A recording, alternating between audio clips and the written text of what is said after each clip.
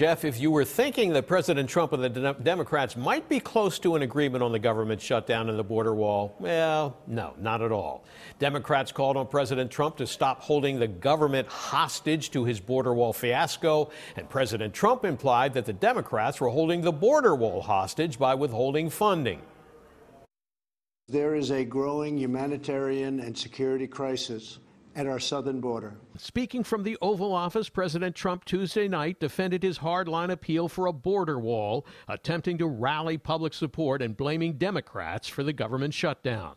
The president charging that illegal immigrants are stealing jobs from American citizens and hurting minorities, as well as killing thousands of Americans. All Americans are hurt by uncontrolled illegal migration.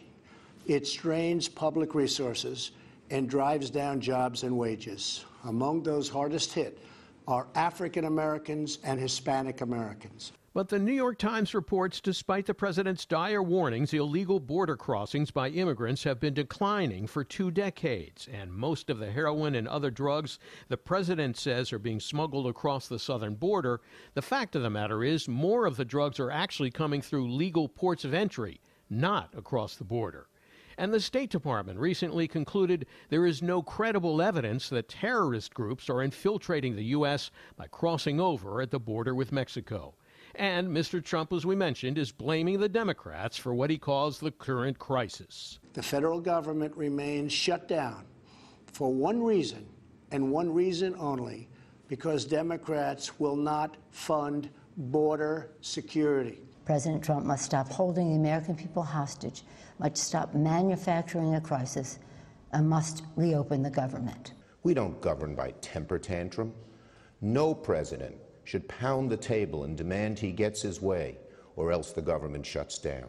Democrats fired back. House Speaker Nancy Pelosi pointing out that the House has already passed a bipartisan bill to reopen the government, but the president, she says, has turned a thumbs down on that. The fact is, President Trump has chosen to hold hostage critical services for the health, safety, and well-being of the American people and withhold the paychecks of 800,000 innocent workers across the nation, many of them veterans.